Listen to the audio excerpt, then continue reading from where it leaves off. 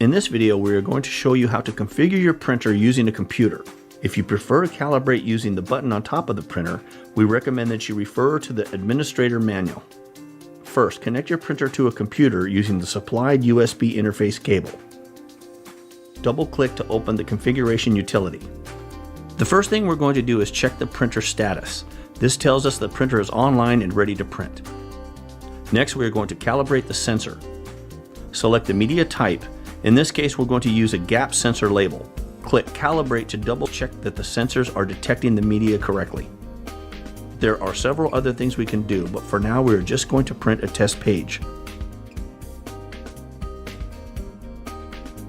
If you are unhappy with something like print darkness, you can go in and change the print speed and print density. Then click Set to update the printer to those new configurations. Another thing we can do is to generate a configuration page printout. When you select this, it will print out a configuration page. Everything looks good, so now we're going to send a print file to the printer. Click on the Command tool. Choose a print file and click Send. Your file should print out and you are ready to go.